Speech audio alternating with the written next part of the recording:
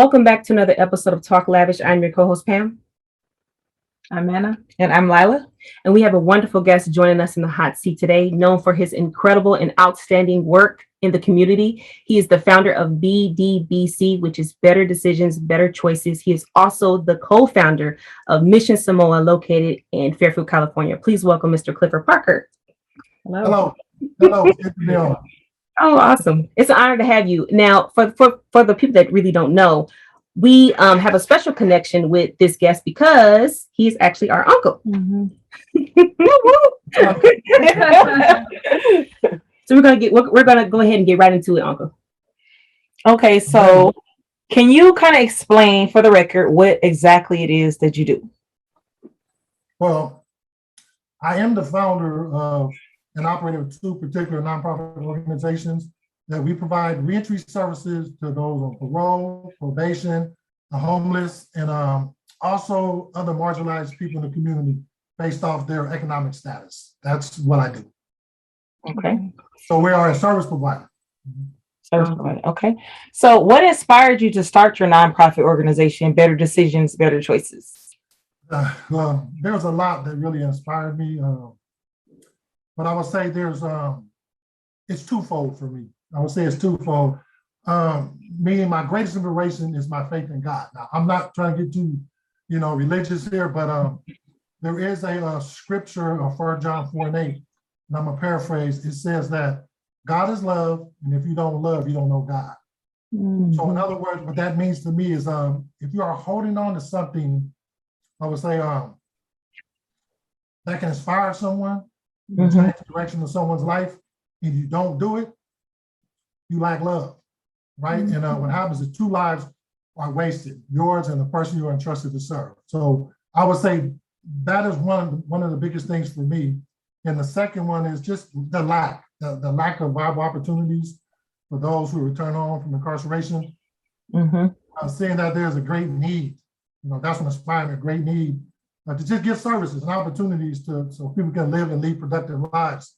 One of the challenges I see is that here in California, the only other option they have, 50% of the population that's incarcerated return back to prison, over 50% within a year. So right. That's alarming, you know what I mean? So since my whole premise that inspired me is just being able to give back to those that's coming home. I think the toughest part is those who especially don't have what I call a support system when they turn home. If you don't have family support, the chance you're going back are even higher than that 50%. So that's kind of alarming. So I would say my love for Jesus and being in the midst of the struggle and seeing the many challenges, I say it was pivotal to inspire me to create these organizations of opportunity for our brothers and sisters coming home from prisons and jails. So that's what inspired me. Awesome. That's really good, Uncle. So before we set up the interview, I know me and you had a conversation and we kind of much talked about, every guest that we have on the show, we pretty much brief them ahead of time and we kind of make sure that they're comfortable asking certain questions. So I think the conversation, how it ended with you and I was simple. And when I asked you and I said, how comfortable do you feel about telling your story? And I love and appreciate and respected how you just said, you can ask me anything. I want you to be transparent with me. That's fine. And not too many people can do that. So every nonprofit organization has a story behind it, whether it be for health reasons, whether it be for just being an advocate. And for example, I gave I think it was an example of a woman back in the East Coast. Her name is Candace Frightner. If anybody knows who that is, Candace Frightner, she lost her daughter, a 13-year-old daughter, and she was killed by a drunk driver.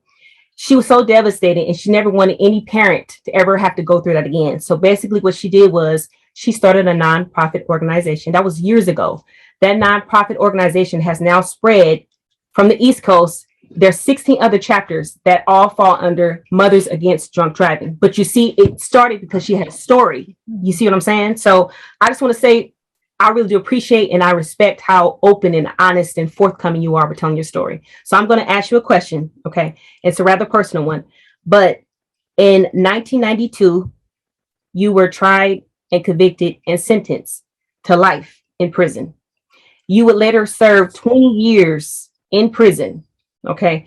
And coming from that stance, you pretty much you walked in the shoes of so many people that you are now turning around and helping. So I'm sure you are you're pretty much well known to the haves and the have-nots and the things that weren't really given to you when you were released from prison.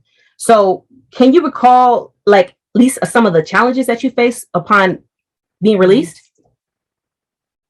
Well, for me, I understand that consequences are real. You know what I mean? So when we make a conscious or unconscious decision, there's a brokenness within people. And what I discovered for me, that growing up, especially growing up in Oakland, where we grew up as a youngster, that at the age of 10, let me just put it this way, at the age of 10, I stole a candy bar from the store and got away with it. That was the day I became a thief. You know what I mean? So it transgressed further and further down the line where I had to be a part of an environment where I couldn't understand who I was as an individual. So what I mean by that is I never knew who I was, period, right? Everything else was premised off what everyone thought of me. So I had to be what everyone thought of me. Yeah. So it took me down the road in the path because I was dependent on people, some who really didn't have my best interests in hand, right? So when it was time to push the envelope, so to speak, right, I made some decisions, uninformed decisions, based off the hurt and pain I was feeling that I suppressed because I didn't know what was going on with me. And it caused me to make some decisions that led me to prison for a life sentence. During that time in prison, just being taken from that environment, away from family and friends, and being placed in that position, it was one where a lot of anger, a lot of things came out of me in the prison walls. So just see, prisons in California are racially motivated, right, and gang orientated. Meaning there's an obligation when you go inside the walls, right, whether you like it or not. I mean, people walk certain ways, there's consequences if you don't conform to what they call prison politics. Well, I was so angry, I didn't really care about prison politics. So I found myself getting in trouble. Never saying I have a family, I just got myself getting in a lot of trouble. Going to the board, getting denied for a lot of different reasons. But I think what changed me that a lot of people don't know that caught my attention was when I finally decided to say, hey, there is light at the end of the tunnel, even though I'm doing life, that I can't make it out of this place. I was sent to the hole for something I had nothing to do with. It was a conspiracy to commit murder against a correction officer, which was a false allegation. To the DA referral, 6 months in a hole. Within that time, in them 6 months, I broke down. All that hurt and pain, all the stuff that I suppressed, because when you go to prison, you suppress so much, you put a mask on. So you adopt a different value system. So I suppressed all these things, right? It all broke that day I was in a hole, and I cried out to God I really didn't know. It all came out of me, right? And I thought about every decision I ever made in my life, whether good or bad, was premised off that pain that was inside of me. It wasn't until I was able to let it go that I started to see things more clearly. And from that day forward, I started taking advantage of people who really cared. People who came in the institution to do college. People who came in to do cognitive behavioral educational classes, life skill classes. I started grabbing onto that. I started seeing the brokenness of men coming in and how can I change the ambience of prison, at least in the culture, in the circle I was in. So that what led me, and then I finally ended up coming home. And when I came home with different skill sets because I took advantage of what was in there to be better. When I came home, the challenges that I faced out here, one of the major challenges is just adhering to some of the conditions of parole, which is a hindrance, believe it or not, to lead to a successful, productive transition. Stuff like, well, you have a job, right? But you have to take these classes right here. Well, these classes only on Tuesday. And I got a job, man. Well, you got to choose to go to classes or go back to prison. So there's a hindrance, a constant hindrance, but it's the way the system is set up. Like I said, consequences are real, right? You gotta adapt and make the changes. Another one is, I think the challenge was the lack of opportunity for living wage jobs with benefits due to the criminal conviction. I would say a lack of addiction support, because a lot of people are addicted. They go to prison. Prison has been the new addiction house for people. Instead of giving them help, they send them to prison. Most places that address that issue, most places address the symptoms, not the individual. So that creates a problem. The lack of educational opportunities, the lack of housing opportunities where you can't get general assistance if you have a drug case. But for example, if you were convicted of selling marijuana, which is now legal, right? Yeah. You never changed that law. So you still got to deal with the fact well, I can't get this because I was selling drugs. So you can't get any help from local, city, or state. So, I mean, it just piles up. And then one of the biggest things, the lack of really precedent for family unification. There's families out there, there's so many bridges have been broken. Families just won't have nothing to do with the individual. You know what I mean? So, and that's disheartening. You know what I mean? So I believe that itself is some of the challenges that we face collectively when we come home from institutions of prison. Being this, that support, especially family support, is the biggest thing someone can have when they come home. But they lack in that department too because so many bridges have been burned. So those are just, I'll say a few of the challenges that we deal with every day with men coming home. Mental health is an issue. There's just so many different issues, but we have created an organization that address those issues. So it's an opportunity for people to just change their lives. Wonderful, wonderful, man. Just listen to you, I'm getting goosebumps because just like talking to a person that actually lived it and experienced it. And to be honest with you, Uncle, people that have went through the trenches like you, a lot of them, when they get released from prison, they have an intention not to look back. Their thing is not to help out the community. They're not trying to find ways to how they can be better advocates to help people that are once in their shoes. Their thing is to move on and just never look back.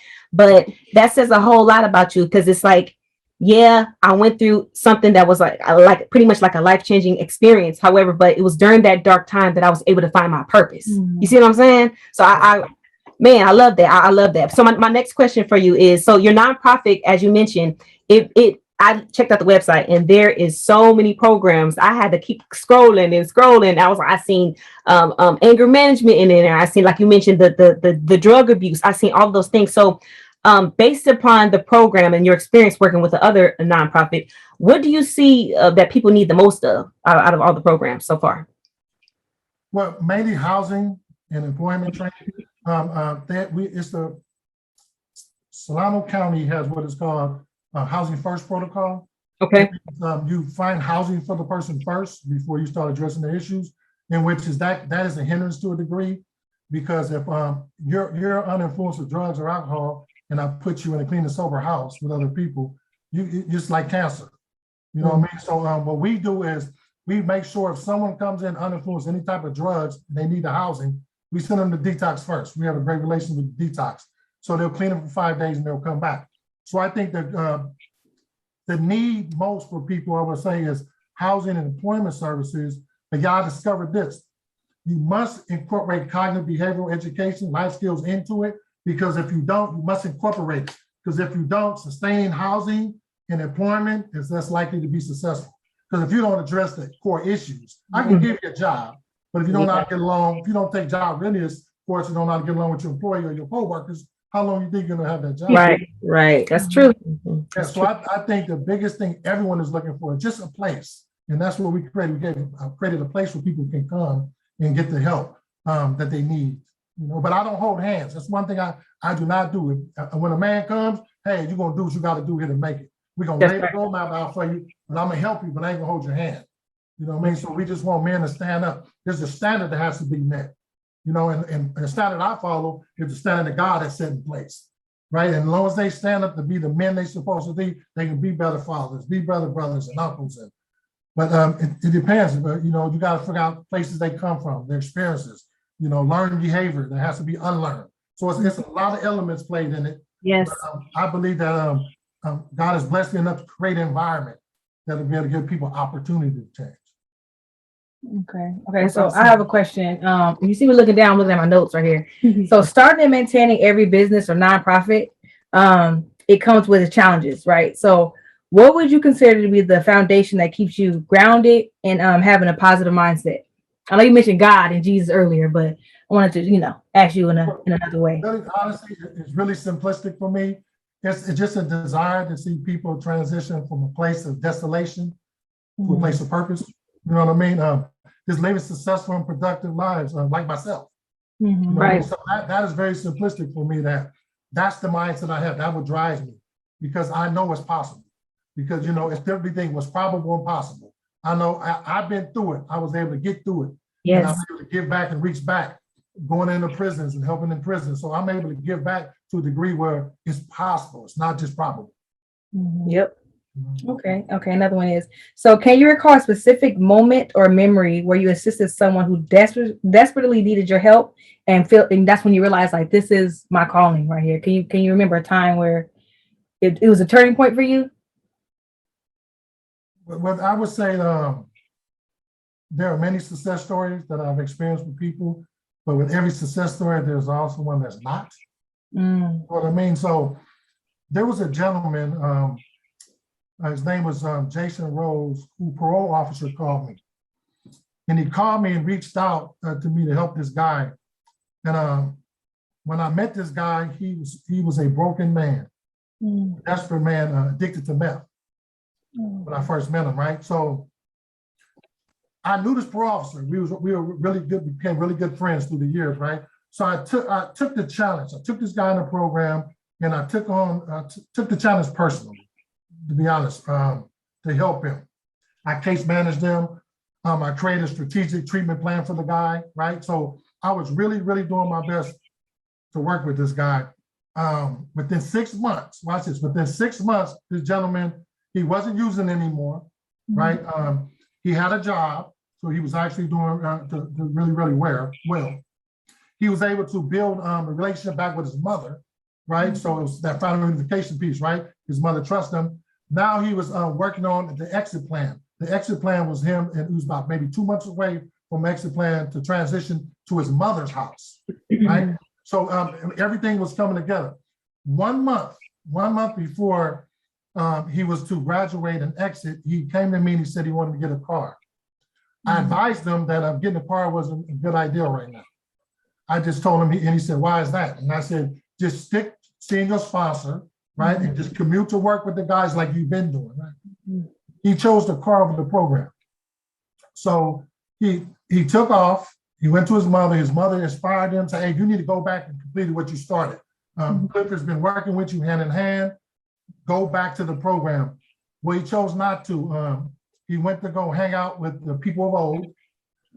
Approximately 3 days later, he was found dead, deceased in a hotel room, overdose, right? So when that happened, that incident for me, watch this, this incident for me was a question for me.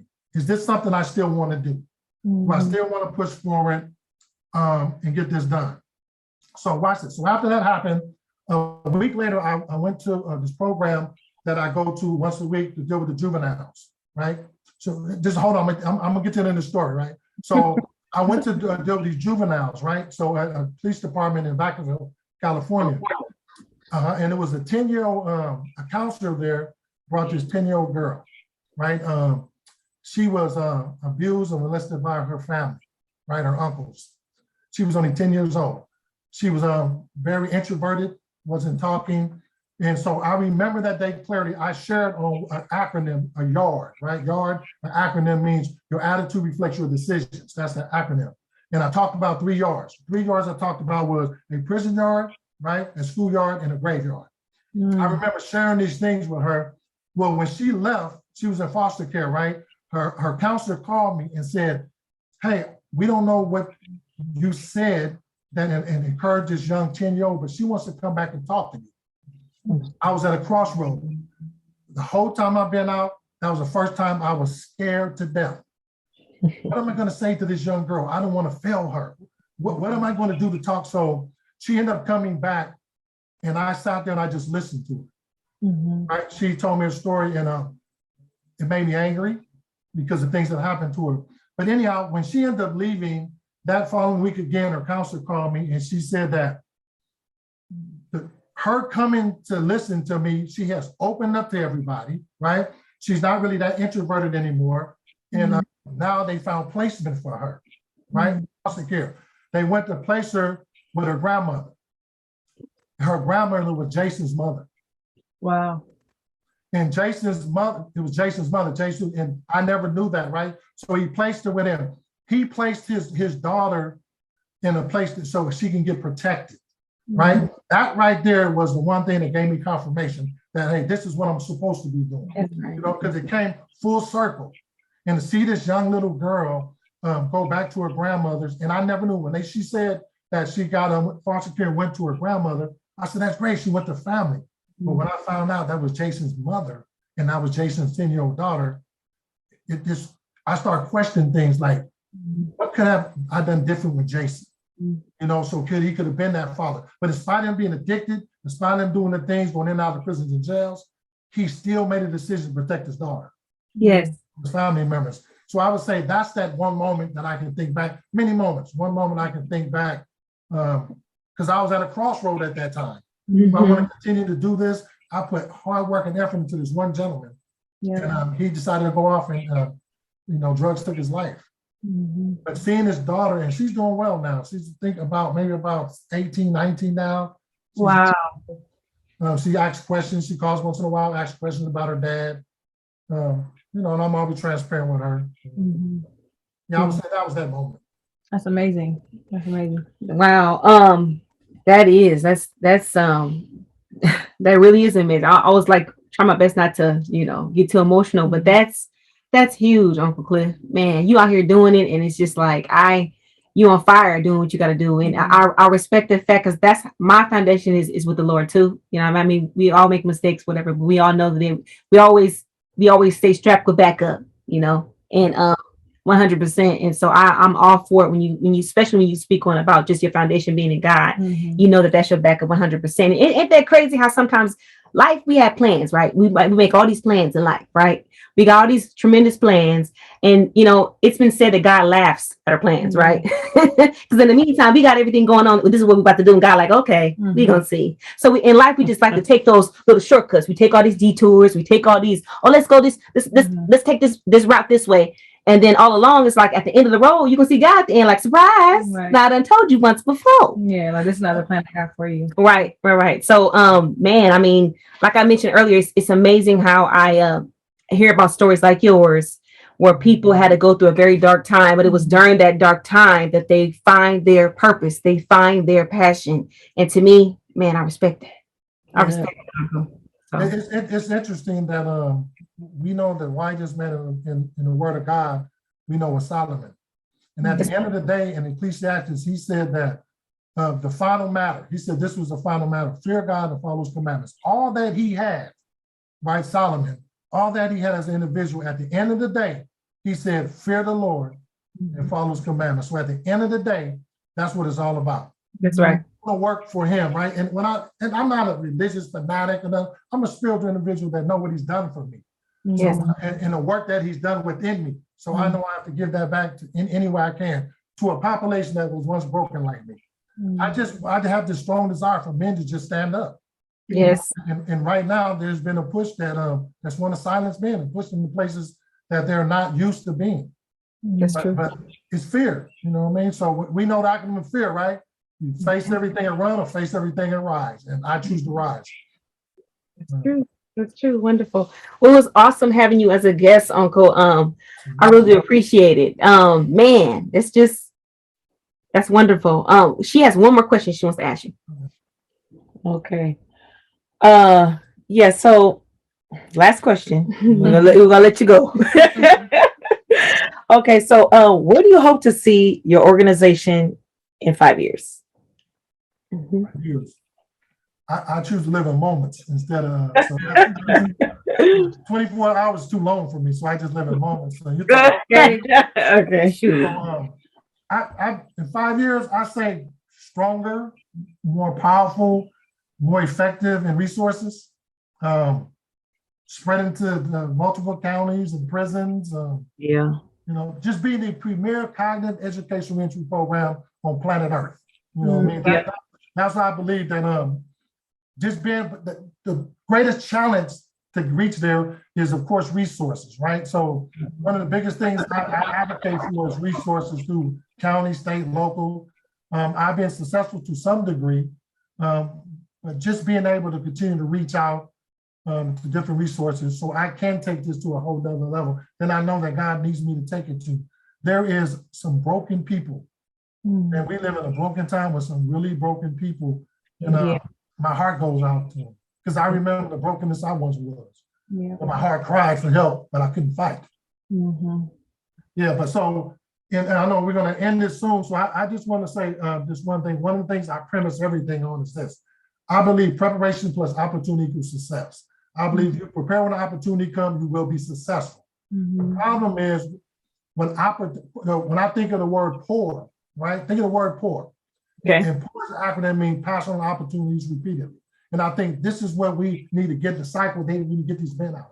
That passing on opportunities repeatedly because they're never prepared for an opportunity. I know I shared with you one time, Pam, about the BART train. When That's the right. BART goes, it stops, but it only stays there for a little while, then it takes off again. If you're not there at a particular time, you're going to miss an opportunity to catch that train. Another opportunity is coming, but just imagine what you could have had. Yeah. Right. So it's a matter of just preparing people for opportunity. And so I want you guys to put that in your spirit that preparation for the opportunity to success, but only prepare when opportunity comes. So it's all about preparing. Yes, it's true. I have one last little inkling of question here. I'm so sorry. So is this only for men, or is it like do you hope to it to be like available to women too, or like is it Well, just our kind of educational program are for men and women. okay? Right now, our most of our programming until we get our sheltering in place is gender specific for men because our houses are specifically for men, a roadmap for them. But we're in the process of trying to seek some housing through the city to run a women's program so we can have that same roadmap for the men, for the women, right? Yeah. I've been trying to partner with certain people. We're on the right path right now because when I say brothers and sisters that's coming home, there's a great need for them too. So we're working on that. If you look at, I don't think it's on the website, but if you look at the cards we had on the bottom, it tells you there's a women's program coming soon, right? Okay. Yes. So, we're partnering with Global Investments in Alameda County, as well as a few other places, Serenity House, a few other women programs, Opportunity House, to be able to partner with them. Because my expertise is just running programs for men, right? Yeah. As far as running the women's house, we need people who know how to run those houses. Yeah. Right. The curriculum, everything, they'll still go through the co-ed classes together, gain the same type of tools. The opportunity for them to get jobs is plentiful. We have great connections with union jobs, and we have auto shop, auto training. There's multitude of things that we have that can give people an opportunity if they want it. One of the greatest challenges is there's a lot of older people coming home. And the old guys, they're not going to be carrying rebar around. You know what I mean? So just placement and opportunity for employment is kind of challenging for them. Yeah, but they can detail a car though. Right. Right. That's It's called the ABC process. I believe anything better career. Get anything while you can, right? Look for something better, but what do you want to do for a career? So it's an easy process. It's ABC. I love this acronym. Right. You say coming with that. In love with them. It's like okay, boom, boom, boom, boom, boom. I love that. We got our housing project in the back. I named the project HELP, and what HELP is Homeless Emergency Living Program. So it's going to be right. I love acronyms. I just love them. It stands for something. That's true. Yeah, that's true. Wow, that's wonderful. It's been truly an honor, Uncle, and I really do. I'm inspired by your story, and I hope that people that view this, it also inspire them. You know, so that's wonderful. I really do appreciate you giving us the time to just talk to you and just unwind and be so transparent. That's huge. Thank you.